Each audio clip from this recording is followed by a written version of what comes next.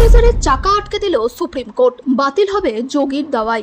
বুলডোজারের চাকা আটকে দিল সুপ্রিম কোর্ট। 1 অক্টোবর পর্যন্ত সর্বোচ্চ আদালতের অনুমতি ছাড়া গোটা দেশে বুলডোজার ব্যবহার করে যে কোনো ভাঙনের উপর অন্তর্বর্তীকালীন স্থগিতাদেশ জারি করা হলো।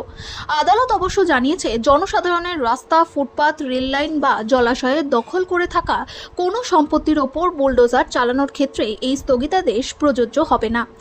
শাস্তিমূলক ব্যবস্থা হিসেবে কোনো অপরাধের অভিযুক্ত ব্যক্তিদের বাড়িঘর ভেঙে ফেলাটা এখন ভারতের বিভিন্ন রাজ্যে, বিশেষ করে বিজেপি শাসিত রাজ্যগুলিতে সাধারণ বিষয় হয়ে উঠেছে।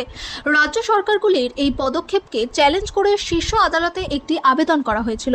সেই মামলাতেই মঙ্গলবার এই অন্তর্বর্তীকালীন নির্দেশ জারি করেছে বিচারপতি বি.আর. গাভাই এবং বিচারপতি কে.ভি. বিশ্বনাথনের বেঞ্চ। আগামী 1 অক্টোবর ফের এই মামলা শুনানি হবে, ততদিন এই স্থগিতাদেশ কার্যকর থাকবে। এর আগে গত 2রা সেপ্টেম্বর এই মামলা শুনানিতে বিচারপতি বি.আর. গাভাই এবং বিচারপতি কে.ভি. বিশ্বনাথনের বেঞ্চ প্রশ্ন তুলেছিল, কিভাবে কেউ শুধুমাত্র অভিযুক্ত বা অপরাধী হলে তার বাড়ি ভেঙে ফেলা যায়। বেঞ্চ বলেছিল, এইভাবে বাড়ি ভাঙার আগে কিছু নির্দেশিকা অনুসরণ করা উচিত। একটি নির্দেশাবলী তৈরি করার প্রস্তাবও দিয়েছিল আদালত। বুলডোজার চালানোর এই প্রথা চালু করেছিলেন উত্তরপ্রদেশের মুখ্যমন্ত্রী যোগী আদিত্যনাথ।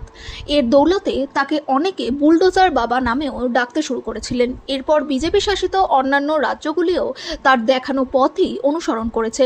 এমনকি যে সকল রাজ্যে বিজেপি ক্ষমতায় নেই, সেই রাজ্যগুলিতেও বিজেপির প্রতিশ্রুতি, ক্ষমতায় এলে অপরাধীদের বিরুদ্ধে বুলডোজার চলবে। তবে এবার যোগীর এই দাওয়াই দিয়েই প্রশ্ন তুলল শীর্ষ আদালত। গত সপ্তাহে অন্য একটি মামলার শুনানিতে অভিযুক্তর ঘরবাড়ি বুলডোজার দিয়ে গুড়িয়ে দেওয়ার সরকারি পদক্ষেপে তীব্র সমালোচনা করেছিল সুপ্রিম কোর্ট। শীর্ষ আদালত বলেছিল, অপরাধের সঙ্গে জড়িত থাকার অভিযোগ কারো সম্পত্তি ধ্বংস করার ভিত্তি হতে পারে না। এই ধরনের পদক্ষেপ আইনের ওপর বুলডোজার চালানোর শামিল। জাভেদ আলী মেহবুবা মিয়া সৈয়দ নামে গুজরাটের খেরা জেলার এক বাসিন্দার বাড়ি ভাঙার নোটিশ দিয়েছিল স্থানীয় পৌরসভা।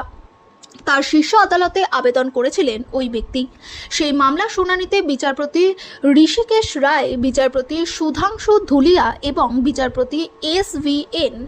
ভাট্টির বেঞ্চ ওই মন্তব্য করেছিলেন। বেঞ্চ জানায়, দেশে আইনের শাসন রয়েছে।